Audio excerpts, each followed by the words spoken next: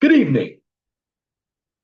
Welcome to another edition of the 411 Talk Song Radio Show right here on YouTube. My name is Leon Jones, and tonight I'm going to get into the contents of Trump's big, beautiful bill. Now, I will tell you that I've never seen a perfect bill because when Congress gets their meat hooks into making legislation, you know there's going to be a lot of pork. Now, I know the bill, they talk about the spending. Well, government, no matter what administration is in power, and this has been going on for a long time, but when it comes to this debt, you can reduce the debt, but you have a number of individuals who don't want to reduce the debt. A lot of the dollars go to the constituents. Now, I know with this big, beautiful bill, it's going to add roughly between 3.5 and maybe $3.7 trillion to the debt that we already have. Now, I also know Elon Musk, he's upset because he really wanted everybody to drive an EV, which is an electric vehicle. Well, Trump said you can drive anything you want, which I agree with that. I just don't want government telling me what I should drive. Now, something else that you have to understand, no Democrat voted for the bill. So you had the House Minority Leader, known as Hakeem Jeffries. He was basically trying to put his spin on how the bill isn't any good. Now, see, the problem with the Democrats is they don't want any cuts except for the border security and the military. They want to hand out entitlements so they can get a voting base. That's what they're trying to do. You have to see through the lies that these Democrats are telling you, like cuts in Medicaid, Medicare. Well, the difference between Medicare and Medicaid, one's state and one's federal. Now, in order to get benefits, you should go out and work. We have too many people sitting at home. And the bottom line with the American public is too many of them have been led by deception, particularly women. This is why you have a number of women in the Democratic Party. Now, why are women easily influenced? Because they're emotional. They don't look to solve problems.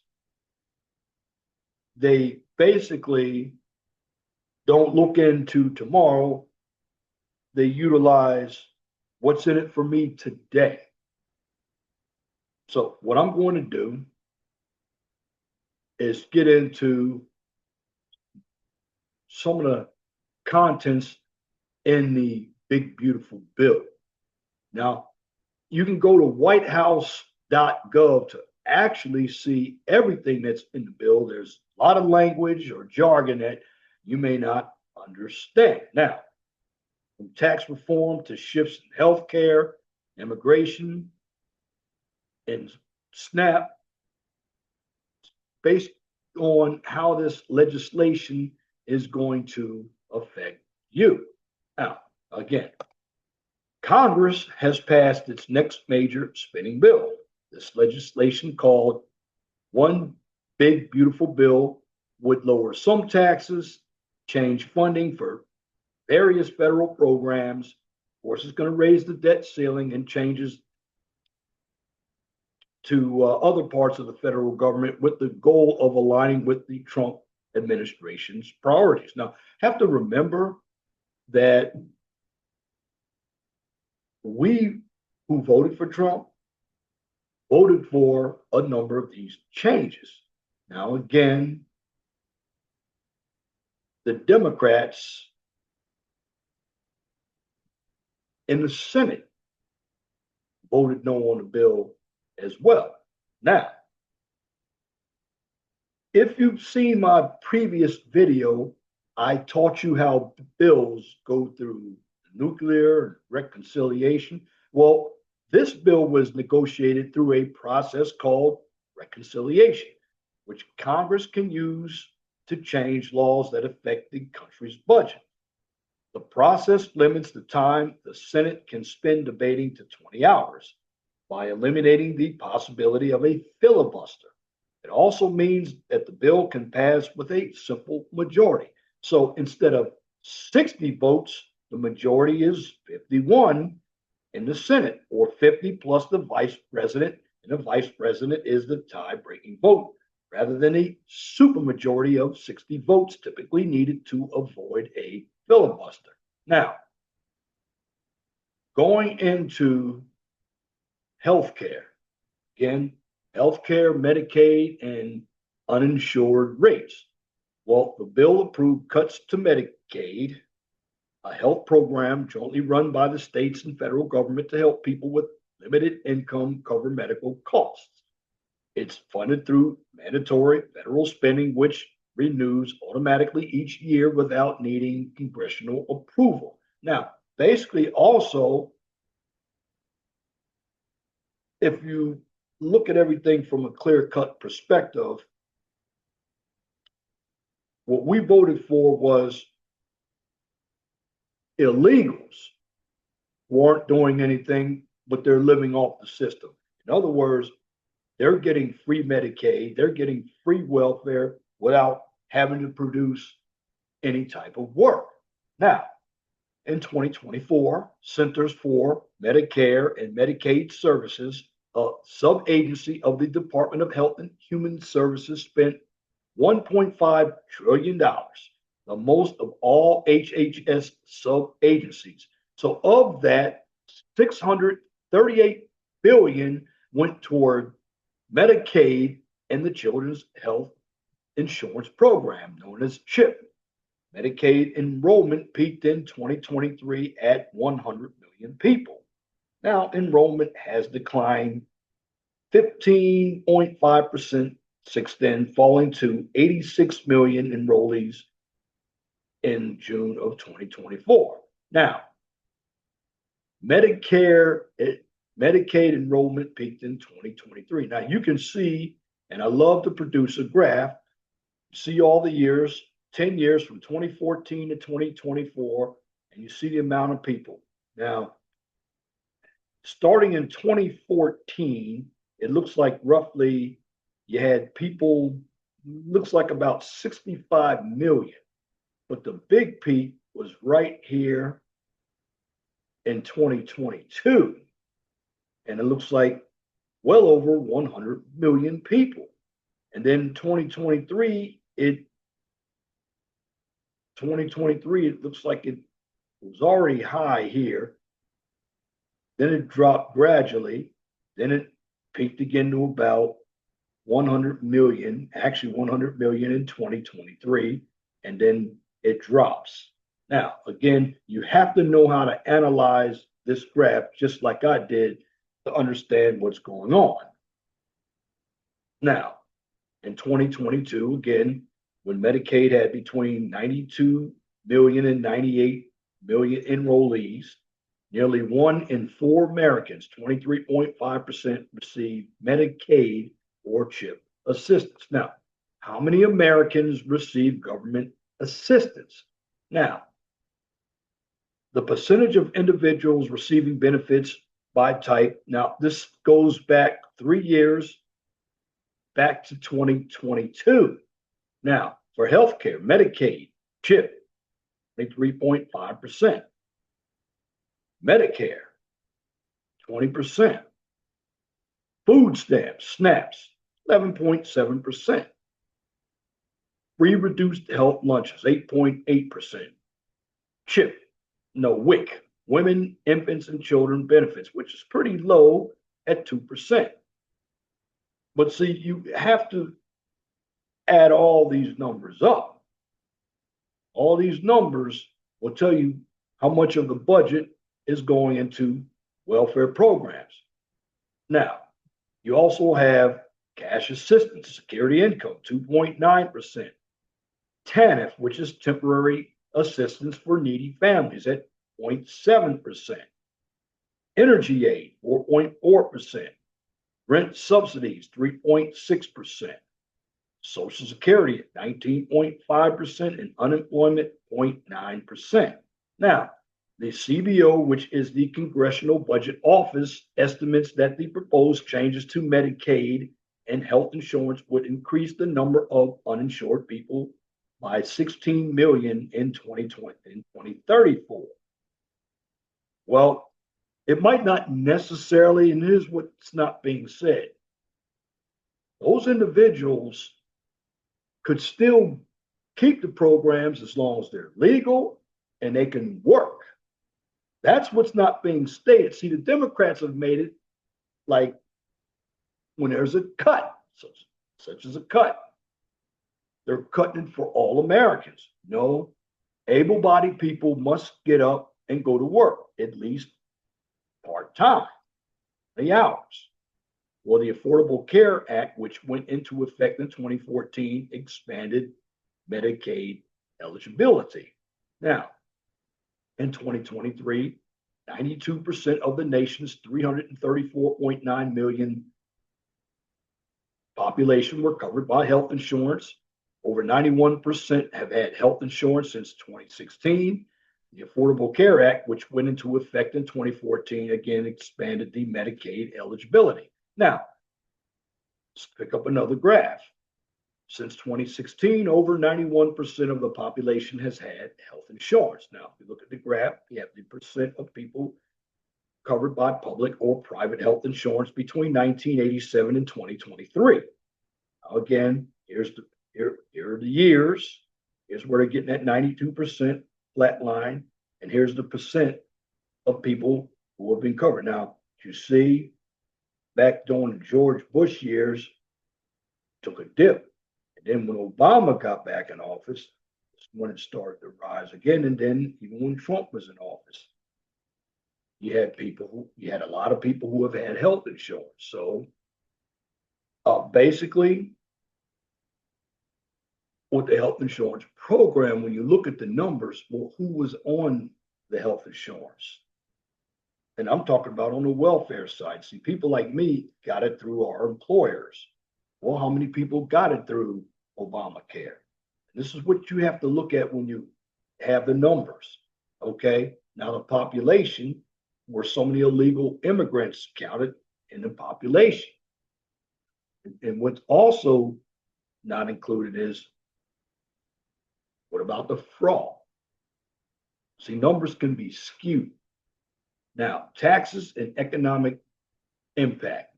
Well, the new bill cements some tax-related provisions of 2017, the Tax Cuts and the Jobs Act. That's known as the TCJA, including the individual tax brackets and the increased standard deduction.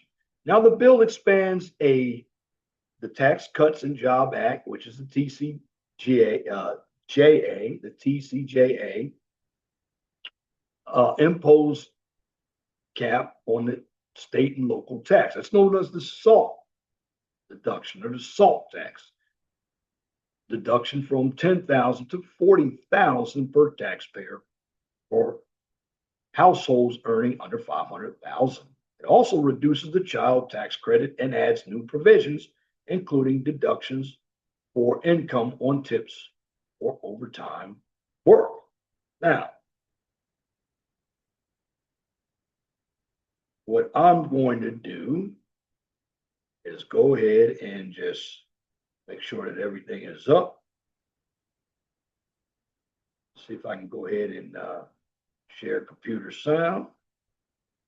And see if I can share this video here. Go back. Share this video. Haven't done this in a while. Make sure that we have it on. If I can share it. Hold on.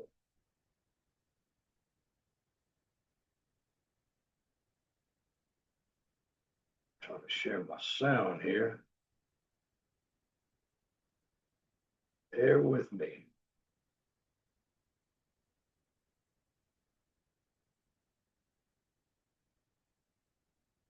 If I can't get it on, we just won't have it on. All right. All right. So I might come back to that, but let me get back to everything else. Now, going back to what I mentioned before, this is the big thing, that taxes and economic impact. Well, the new bill, again, as I'm going to repeat myself, it does submit some tax-related provisions of the 2017 Tax Cuts and Jobs Act, including the individual tax brackets and increased standard deduction.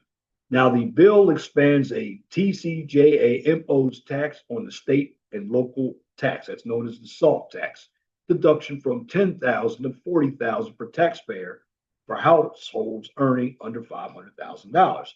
Now, it also reduces the child tax care and adds new provisions, including deductions for income on tips or overtime work.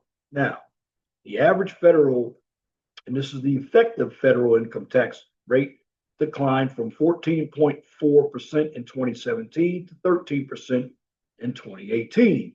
After accounting for changes to tax rates and brackets, deductions, and credits. Again, so there was a decline from 14.4 in 2017 to 13%. So it was a decline of 1.4%. And that accounted for all the changes to tax rates and brackets, deductions, and credits. Tax rates declined for most people making between $500,000 and $1 million per year. Now, looking at everything, to go back, we look at the graph again. Effective tax rates are lower than before the TCJA was enacted. Again, effective tax rates are lower than before the TCJA was enacted. Now, average effective tax rates by adjusted gross income, we have 2017, 2018, and 2022. Now, if you look at it, this is for all groups. Then it breaks down to the different groups by income. Now, as you see, if you look at it, the dark lavender, that's 2022. Then you get into the light lavender, almost pinkish, and then a grayish blue, 2017 and 2018. And you have to look at the data. You have to understand what this graph is saying. So you get the overall, and this is where people have to understand numbers. You get the overall, and then they break it down in different groups. And that's what this graph is showing you. Who got what? For everybody under $25,000, 25 to 50,000, 50 to 100, 100 to 500,000, 500,000 to 1 million. Now, this is probably what the Democrats are using. Well, the tax cuts go to most of the millionaires and billionaires. Well, they pay the most taxes as well. They do. And if we had a flat tax, they would. I hear all the Democrats talk about the people who are in the upper income brackets don't pay their fair share. Well, they do. But see, the Democrats are making everything by class. See, the race doesn't work. So now they're going to use the old rhetoric, tax cuts for the rich. Everybody gets a tax cut. Look, if you're working and you pay taxes, the more money you make, the more they take. That is true. So it could also work. The more they take, the more you get back as well. But that's what the Democrats don't want to hear. They don't want to hear that. So again, looking at the graph, the bulk of the individual taxes are paid by wealthier Americans, and even more so between the years of 2017 and 22. Again, you saw the graph, years were between 2017 and 2022. However, these trends are at least in part due to earnings growth as the share of tax returns in high income groups rose during this period.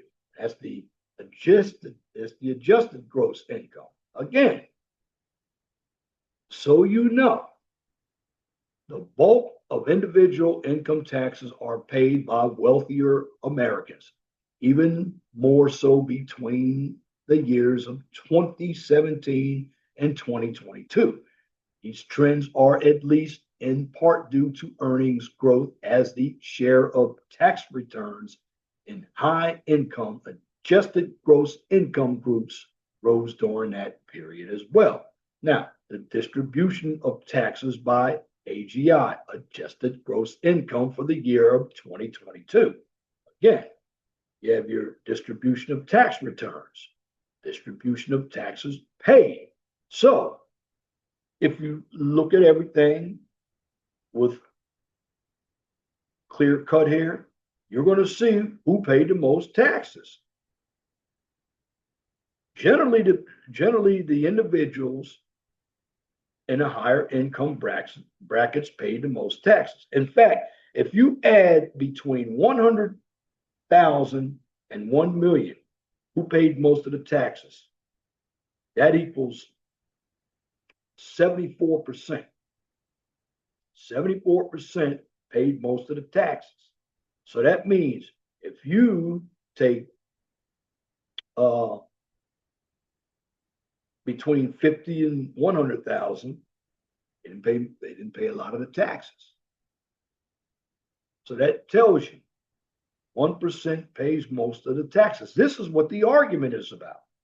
I mean, you look at everybody under 25K, 0.3, then between 25 and 50, 2.8. So that's right there is 3.1. And then 50 to 100,000, that's 10.2. So now you're looking at 13, basically, so 13.3% of the people between 25,000 and 100,000 paid taxes. So when you go from 100,000 to 500,000, 41.7%. Then it's even greater when you go from 500,000 to 1 million. Well, it's 12.1%. The 1 million and above, 33%. So people making 500K and greater, they pay most of the taxes. It is true. This is what the data is pointing out. And this is based off of 2022. Now, if you have a business with this bill, the bill also cuts business taxes, including increased deductions for equipment and research costs. Corporate income tax made up 11% of the federal tax revenue in 2024. So in fiscal year 2024, about 49% of the total revenue came from individual taxes. Now, let's break down, and I love showing graphs here. This is a pie graph here. So you look at the individual taxes, 2.4 trillion. Corporate income taxes, 529.9 billion. Payroll taxes, 1.7 trillion. Other, 262.1 billion. So that's a lot of taxes between individual taxes, which that would be me, and payroll taxes. You add those up, that's $4.1 trillion in taxes. So the government is making a lot of money in taxes, but they don't know how to spend the money. Again, fiscal year 2024, the federal government collected $4.9 trillion in revenue. Let's go to SNAP benefits. The bill proposes cuts to and stricter work requirements for supplemental nutrition assistant program candidates, also known as food stamps. So basically, SNAP is a federal program that helps provide food assistance to low income people. So in the fiscal year of 2024, 41.7 million people, or 12.3% of the population, received monthly SNAP benefits. On average, there have been more than 40 million program beneficiaries each month since 2010, with the exceptions of 2019, where it was 35.7 million participants, and 2020, 39.9 million. Now, how did they come up with that number? Did they even include the illegals who were getting these benefits? I bet you they did. That's why you can't trust everything that's put out. Again, here's a breakdown. Fiscal year 2024. And you look at how many people, and this goes between 1970 and now 2025. How many people, and you look between 2010 and 2015. And you think about it, who was in office between 2010 and 2015? Obama was in office. So when Obama came into office, you had the most people who were on food stamps. This is true. And then when Trump came into office in 2017, he actually had the lowest amount of people on food stamps. And then when Joe Biden came into office, it went right back up. The numbers are not lying here. Now, the SNAP program primarily helps people that don't earn enough to pay for basic needs like food, housing, and health care.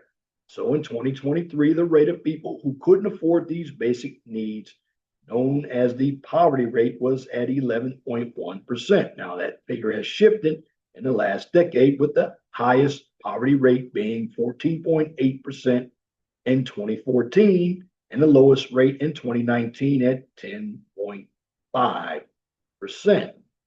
Now, SNAP, which is run by the Food and Nutrition Service, spent 1.5% of all federal funding in fiscal year 2024, or 100 billion. That year, that monthly SNAP benefits per person was $188. So basically, funds are deposited into an electronic benefits transfer system similar to a debit card, which beneficiaries can use that to spend at SNAP authorized food retailers. Now, immigration and border security. The new bill provides billions in expanded funding to government agencies, including the Immigration and Customs Enforcement, known as ICE, and the Customs and Border Protection to support immigration enforcement and deportations.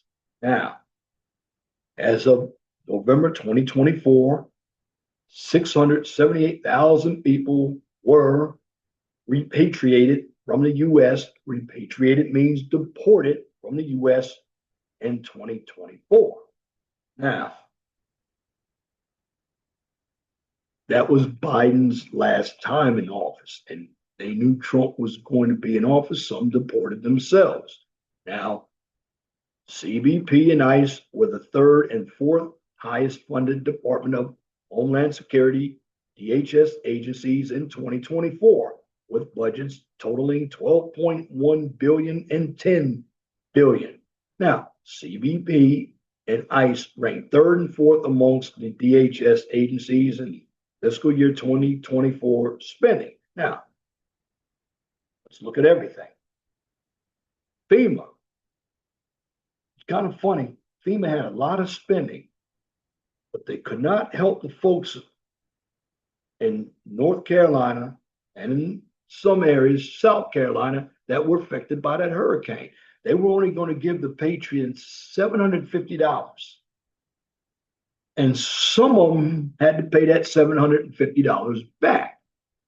and they had to qualify to get that $750. A lot of that money, I guarantee, went to illegals. Coast Guard. And this is all under DHS. So you had FEMA, 35.1 billion, Coast Guard, 13.1 billion, CBP, which is Customs and Border Protection, 12.1 billion, ICE, Immigration and Customs Enforcement, 10 billion, Transportation, this is your TSA, Transportation Security Administration, 6.7 billion, Citizen and Immigration Services, 4.8 billion, Secret Service, 3 billion, Management Directorate, 1.8 billion, Cybersecurity and Infrastructure Security Agency.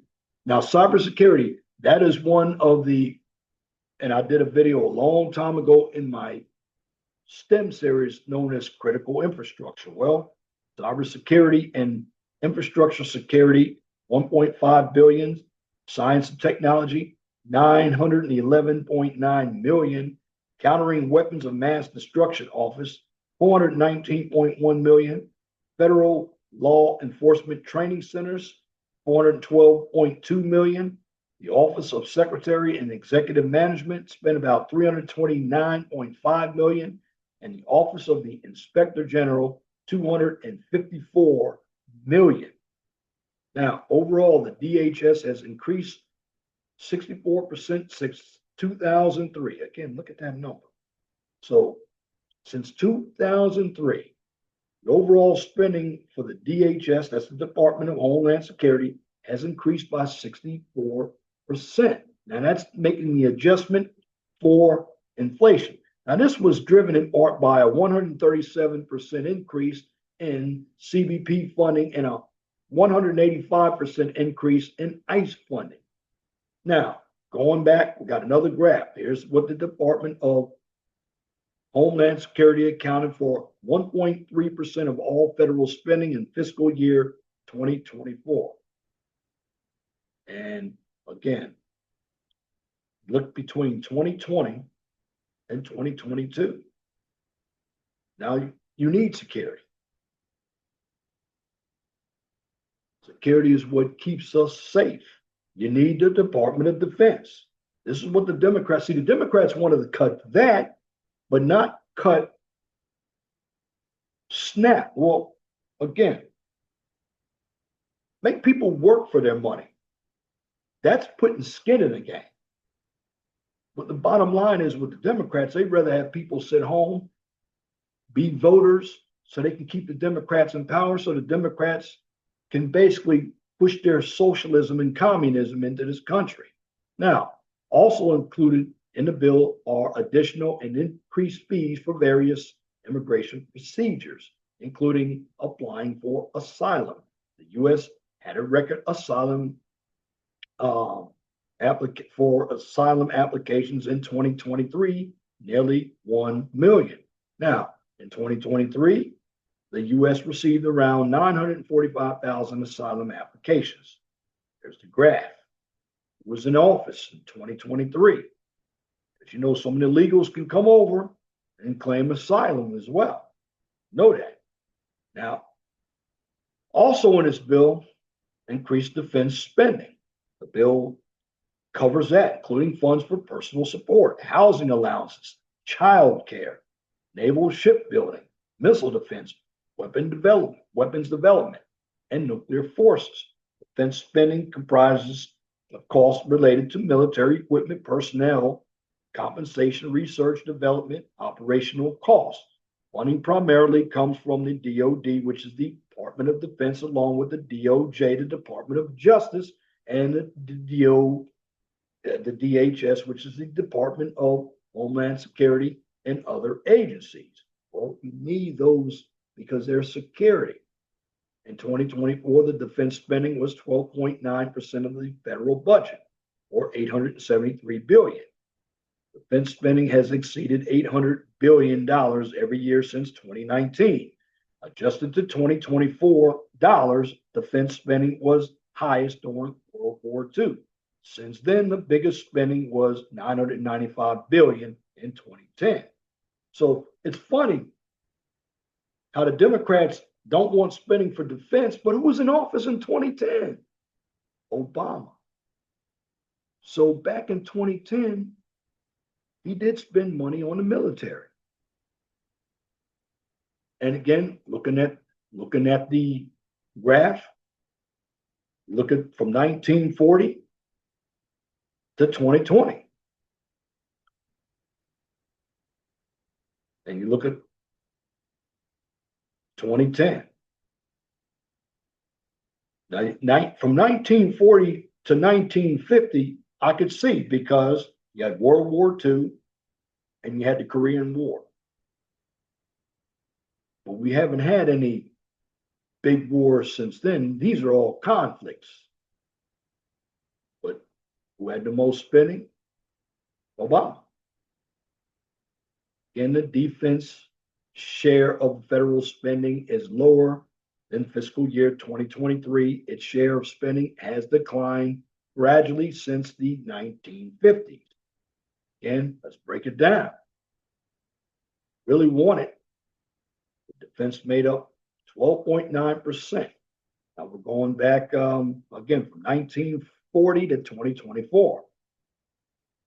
For most of your spending. Now, who were the presidents between 1940 and 1950? You had in the 50s, it was Eisenhower, Truman, and Roosevelt between 1940 and 1950. All Democrats.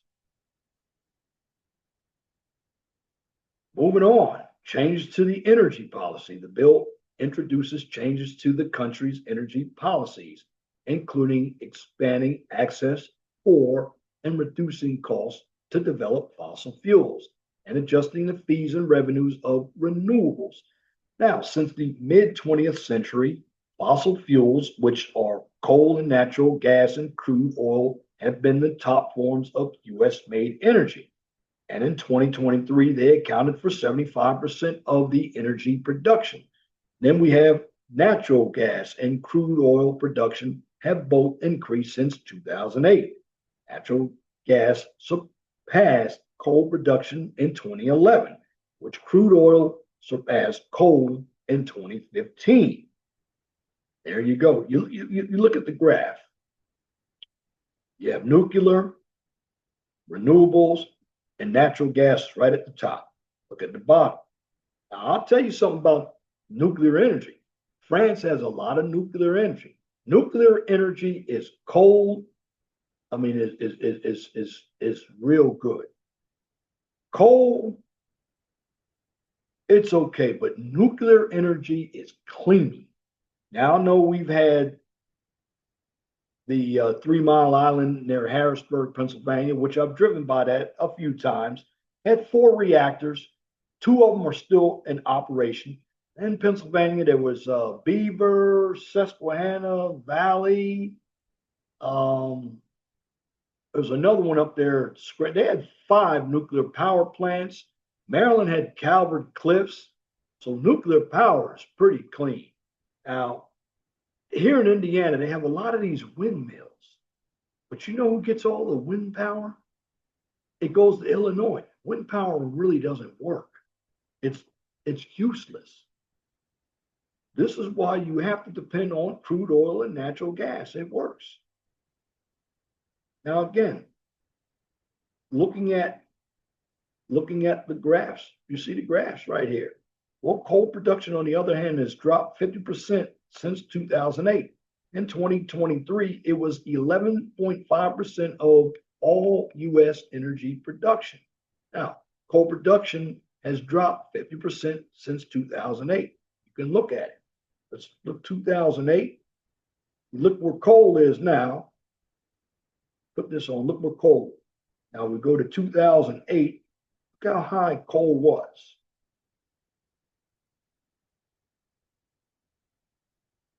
Now you look at natural gas. Just look at natural gas. We're always using natural gas. Look at crude oil.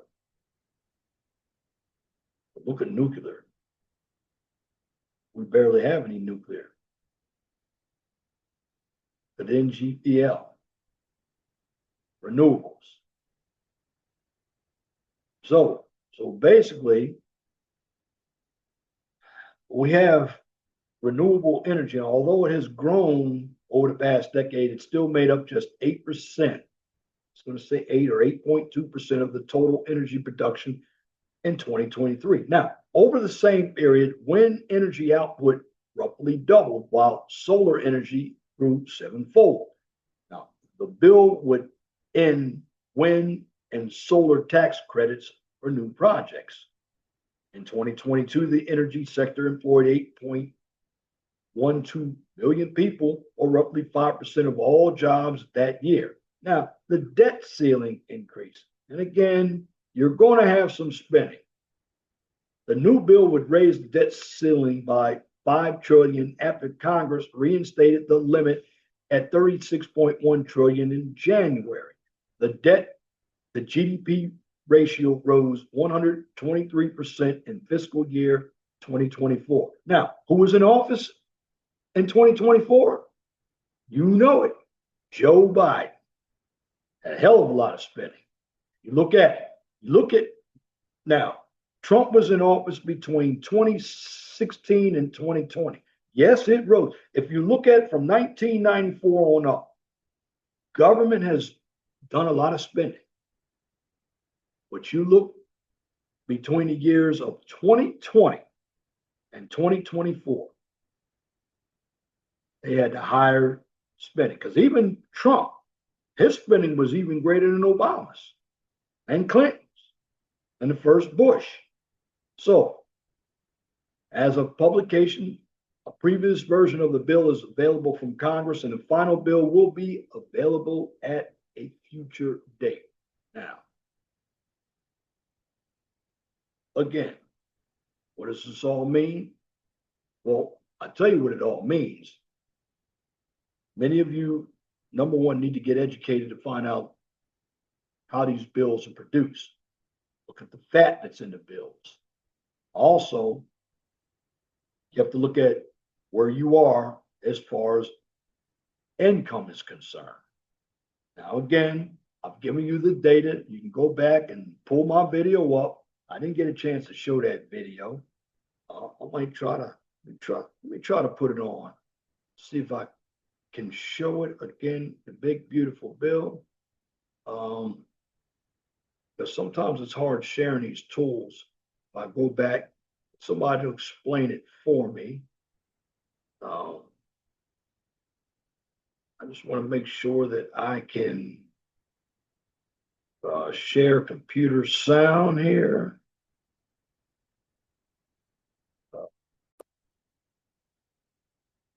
Make sure I want my audience to hear my videos here. Okay, let's go back. Let's see what we can do.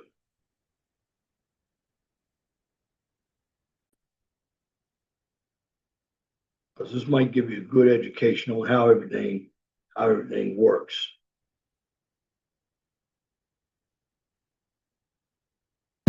Hi, I'm Steve Ballmer. I spent 34 years growing Microsoft, 10 years owning the LA Clippers.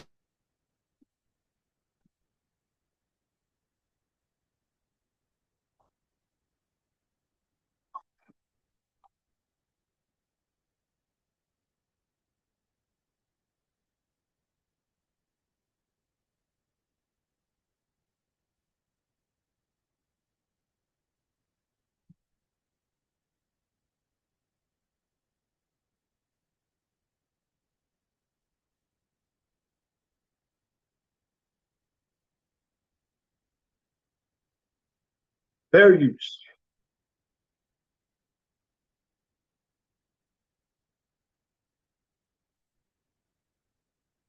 2020, and the budget really went up to $7.7 trillion to help us through the crisis.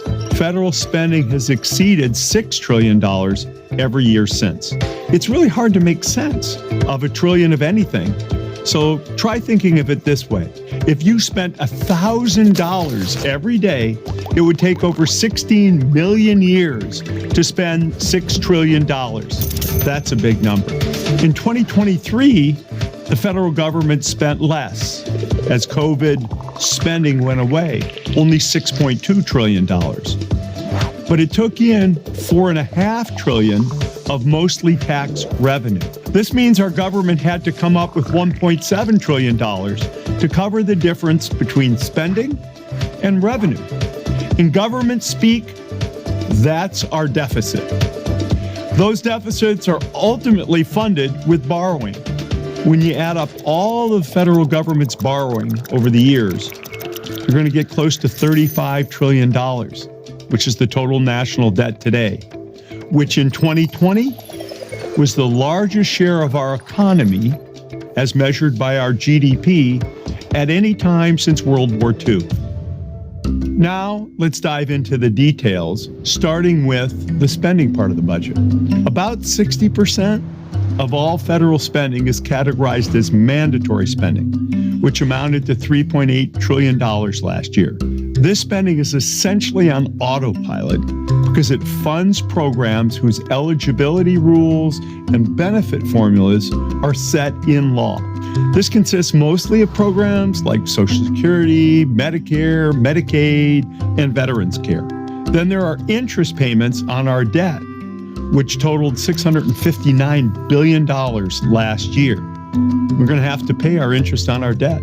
Everything else Washington does, from defense and education to transportation, scientific research, it's all funded by what's called discretionary spending, which accounted for $1.7 trillion last year. Let's do a fact check. Mandatory spending, $3.8 trillion, discretionary spending, $1.7 trillion, and net interest on the debt, $659 billion. Total, $6.16 trillion in government spending. Now let's try taking a deeper dive into the two biggest pieces of mandatory. Now you look at 2023, $6.16 trillion. Now, this gentleman, he's breaking it down by showing you the types of spending that the government does that many of us don't know. So basically, when you hear the media talk about spending, they don't know what goes in it either. They're opining. They don't have the facts. All they can tell you is what they hear politicians say. A lot of these politicians, they spend a lot of money on their friends / constituents and themselves. Various. Let's continue. Spending, Social Security and Medicare. Social Security has been around since 1935. It provides retirement, disability, and survivor benefits to eligible individuals. Some key facts about the program: it now costs about $1.4 trillion a year and accounts for 22% of the total federal budget. There are over 67 million people receiving Social Security, and they're getting an average benefit of about $1,900 a month for the actual retirees, and it's about $1,500 or so for the disabled and surviving spouses. Social Security, it actually relies on payroll taxes from current workers to go into a trust fund, and then that trust fund pays out the benefits to those who receive them. With an aging population, there are projections that the Social Security Trust Fund will be exhausted by the year 2035. Now, projections about where Social Security is heading could be wrong. As the old Yankee catcher from my youth, Yogi Berra, liked to say, it's tough to make predictions, especially about the future. Let's talk about the second biggest mandatory spending item, which is Medicare. Medicare costs the federal government about $850 billion in 2023, and that's about 14% of all of our federal spending. The bulk of the spending provides health insurance for anyone 65 and older.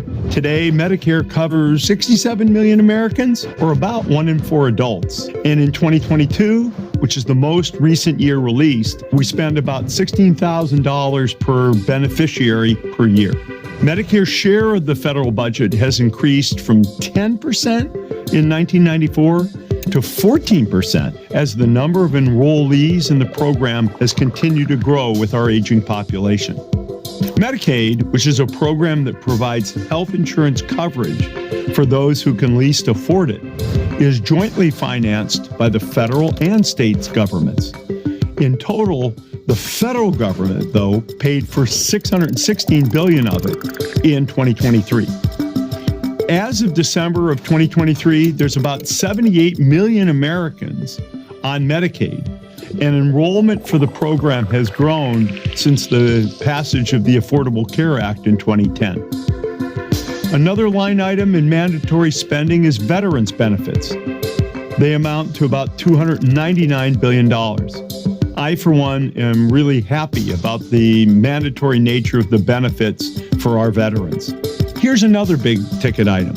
Through a combination of mandatory and discretionary spending, Washington sent nearly $1.1 trillion in grants to our states and local governments in 2023. More than half of that was for Medicaid, which we just discussed, as well as some children's health programs. The rest of this spend with the states is for a range of programs from education to infrastructure and also some other social programs. National defense is the single largest category of the discretionary part of federal spending, and it came in at $820 billion in 2023. The two biggest defense expenditures are salaries and benefits and maintaining and acquiring new weapon systems. America has 1.3 million active duty service members in the Army, Navy, Marines, Air Force, Coast Guard, and elsewhere. We have 767,000 people in the reserves. These are people in civilian jobs who do regular training, though, for the military and can be called into active duty in the future. And 779,000 are civilians that are filling various support roles in the military. I actually had no idea we had so many civilians doing important work for our military. I actually didn't either. Matter of fact, I was also in the reserves. And if you think about it, if you're a man or a woman and you don't want to go into the military full time, try the National Guard or the reserves. You go to boot camp for 8 to 10 weeks. Once I believe you do over 180 days, you are considered a veteran. And you're still doing 1 week in a month, 2 weeks a year. And then if you want to go into active duty after that, let that be your choice. But I just believe we don't have enough people today who are doing any service at all. Now, going over those benefits that I just heard, how much of that money was spent on illegal immigration? Talk about how many illegals were getting benefits. You have to ask that question. That is a lot of money that's being spent. Medicare, Medicaid. How many people were able-bodied? We don't know. Fair use. Let's continue. America has also 16 million veterans, a number that is declining. In 1990, about 11% of the population were veterans, while today it's about 6%. Finally, as a share of American GDP, defense spending is about 3%. That's the lowest it's been since the data started being published around the Korean War. When you combine all federal mandatory spending with discretionary defense spending and our interest payments, that accounts for 86% of the 2023 federal spend. The remaining 14% is discretionary spending, and it covers the rest of the federal government, from payments to farmers, food safety, environmental protection, the administration of justice, and more. Some bills signed in the last few years will also impact our budget. The 2021 Infrastructure and Jobs Act will inject an additional $110 billion on average per year through 2026 into public works priorities like roads, bridges, water, and broadband. That's a 32% increase over the 2021 combined federal, state, and local spending in those areas. However, the exact funds are not evenly distributed each year and are still being allocated. Now let's look at where the money comes from. 4.4 trillion out of our 4.5 trillion of federal government revenue came from taxes. Of the taxes collected in 2023, $2.2 trillion, or 49%, were from individual income taxes, which are the taxes that are paid on income from salary, commissions, fees, tips, capital gains, dividends, retirement income, and more. $1.6 trillion, which is 37% of the revenue, came from payroll taxes, and another $420 billion, or 9%, came from corporate income taxes. So those are the big revenue streams.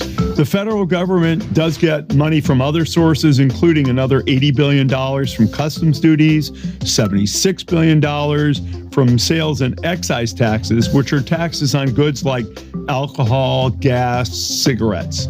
Let's take a closer look at individual income taxes and who pays them. The top 5%, who made a minimum of about $253,000, paid $1.4 trillion of tax, or close to 66% of all income taxes collected. I just mentioned that in the graph. This is where you can debunk the Democrats saying that tax cuts for the rich, tax cuts for the rich. When you pay more, you're going to get more. And plus, whoever has a business, they're going to find ways not to pay taxes. And when it comes to payroll taxes, people who go to work, employees, because what happens is the corporations pass the taxes down to the employees. Now, dividends. If you have a C corporation, you're taxed twice. It's double taxation. You're going to pay for dividends and that corporate tax rate. It's also passed out. If you have an S corporation, an S corporation is right in between a C corporation and an LLC, which to me is one of the safest corporations to have. But as Steve Ballmer is telling, he's giving you insight on the taxes, the discretionary spending, the mandatory spending. So when you watch this video, educate yourself, ask questions. How's the money being spent? How's the money being allocated? Fair use. Let's continue. In 2021, while the top 10%, who made at least $170,000, paid $1.7 trillion, or almost 76% of all income tax. The bottom 50% of filers who made less than $46,637, which is 77 million people, paid 2.3% of all income taxes. But just to remember, people do pay into Social Security and Medicare via payroll taxes, and they're subject to various state, local taxes, and of course, sales taxes as part of that. In 2017, Congress passed and President Trump signed the Tax Cut and Jobs Act.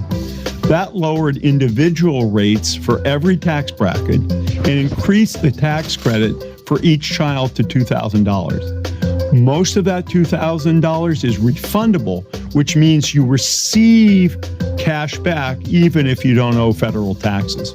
The bill also cut the corporate income tax rate from 35% to 21%. Now, adjusted for inflation, tax revenue from companies went from $379 billion in 2016 to $248 billion in 2018 and $422 billion by 2021. There's a key thing to note, though. At the end of 2025, the individual tax cuts expire.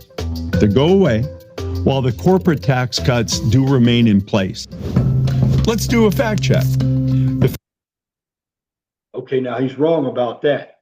If the bill didn't pass, Trump's tax cuts would expire. But now that the bill's passed, Trump's tax cuts are now permanent. Now, the only thing that will expire in 3 years would most likely be the tax on the overtime and the tax on the tips.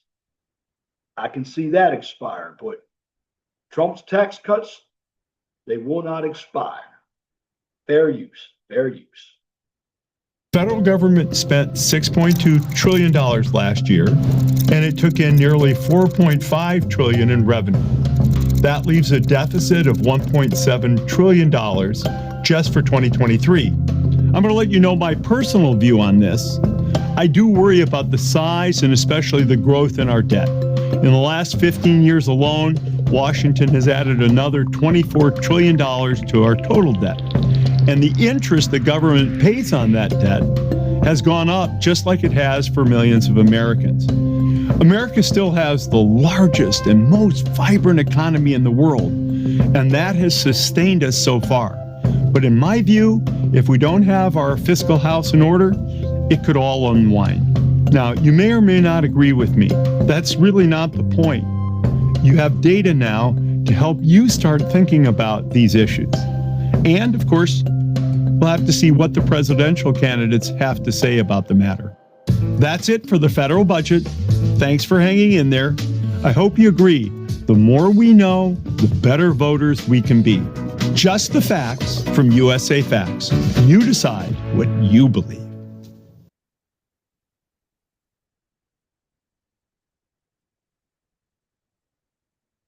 Give you some information from Steve Ballmer. Check out his information. But overall, from this information, it's in the bill. You can see what's going to happen. The bottom line is going to say this. Where are you? Are you one who's collecting welfare benefits? Are you one who's working? Are you one who's starting a business? I mean, this bill is going to affect people in different ways, whether you agree with it or you don't agree with it. Bills are not perfect. But I know when there's any type of tax cut that does benefit me, when there's any type of deductions that you can write off for businesses, and what the cuts, with the deportation, and see the problem with the illegals were keeping the wages down. But when you hear the Democrats talk, oh, well, we don't have anybody to do those jobs. We'll do those jobs, but we're not going to do them for pennies. And if you're talking about slave labor, that's what the Democrats want. They want people to be slaves. They want people to be poor. But in the meantime, when it comes to this bill, you just tell me what you think. How is it going to benefit you? Or is it going to benefit you? The bottom line, it's legislation that just passed. And from my humble opinion, it's going to be beneficial to the economy. Certainly it adds more spending. Government is always going to spend more. Done that for the last 100 years. You have to expect that. They will never. I'm just going to say this. The debt to interest will never be erased. Bottom line, I believe this bill was passed to make the economy stronger. I mean, if you think about it, you haven't heard anything about the tariffs, right? Because they're working. Gas going down. A lot of jobs out there, particularly in the private sector. But are people willing to take those jobs? There's a lot happening in this economy. Stock market, again, there are a lot of people who aren't in the stock market, but the bottom line, this country, for the most part, is capitalistic. Now, for you all who want to be taken care of from cradle to grave, and you're here in America, go live in those other countries. But here in America, Only the strong survive. Either compete or leave the country. It's skills. There are going to be lots of skills. There are going to be lots of skills in STEM. And if you can use your hands, you have the Bernie Bros out there, and this knucklehead in New York who's running wants $30 an hour for minimum wage, subsidized grocery stores. He's a young kid running. Shouldn't be running for mayor. I mean, that's 8 million people that city has. This knucklehead doesn't know anything about running anything. He's never run anything. You have the people in New York voting for him. I will tell you something, New York. You keep your asses in New York. Don't come out to my state of Indiana. Don't come out here. Stay in the blue state. Live in those tent cities. Once you get a little taste of socialism, you New Yorkers, you end up voting the right way. Because when all the businesses are leaving your state, because you voted socialists in there, you will wake up one day. And sometimes you got to feel pain. I do believe that. But in the meantime, with this bill, see how it affects you. The way I look at it, many of us who voted for Trump, not going to get everything in that bill, which there could be more legislation to be passed. But I will tell you this, the Democrats didn't work with the Republicans. Mike Johnson is doing a good job getting the Republicans on board to vote for this bill. It's about time the Republicans voted for something, had some balls. Generally, they don't vote for anything, the Democrats. Not one Democrat voted for this bill in the Senate, and not one Democrat voted for this bill in the House. All the Democrats wanted to do is put all their welfare programs in there. That's what they wanted to do. Because they want to bring more illegals in here. They need bodies for that 2030 census so they can have more people in the House. New York and California. But in the end, socialism will fail in the United States. Even if New York, Chicago, or LA impose it. Many of us are hard workers, small business owners. But in the end, you look at the economy. I'm just going to ask you this. Are you willing to compete? Or are you willing to be lazy? Bottom line is, the ones who are go-getters, they're going to get it. They're going to get most of what they want. The ones who aren't, they're going to be complainers. Why? Because in the end, they think they're owed something. They want to live off with somebody else. This is why they'll always be at the bottom of the barrel. People who are at the bottom of the barrel, for the most part, I said for the most part, they're your complainers. Why? Because they're lazy. And in the end, laziness doesn't produce anything but jealousy / animosity / envy. Because right now, people who are successful are getting punished. It shouldn't be that way. I grew up where we wanted to be on top. And to get to the top, you have to compete. Now, again, you have to ask yourself this question. You want to be taken care of by the government from cradle to grave? Do you want to make it on your own? My answer is, I choose to make it on my own. Why? Because in the end, I will never be controlled by the government. Number two, I will have more choices that will benefit me. And that's my commentary for this edition of the 401 Talk Zone radio show right here on YouTube. If you like what I just presented, please comment, share, and subscribe. And here's where you can find me. 401 Talk Zone radio show channel. Again, for the 401 Talk Zone radio show channel, you can find me right here on YouTube, X, formerly Twitter, Truth Social, and Rumble. And for the QCIS channel, you can find me on YouTube, X, formerly Twitter, and LinkedIn. And in the end, be blessed for what you have. Don't worry about what you don't have. Always know that the sun rises in the east, sets in the west. If it doesn't apply, let it fly. But if the shoe fits, wear it. If you don't like the shoe, change it. And what I mean by that statement that I created is, don't look for anybody to give you handouts. And if you're offended by what's being said, and it's the truth, then you need to change your life.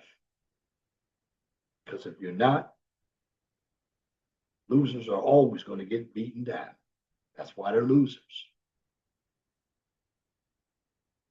And in the end, I just want to thank everybody for listening, viewing this content right here, 411 Talk Zone radio show channel.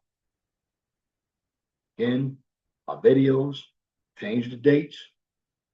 Used to do Wednesday and Thursday because my STEM video comes tomorrow. So now I'm doing right now, Saturday and Sunday. And again, it's my commentary for this edition, 411 Talk Zone radio show right here on YouTube.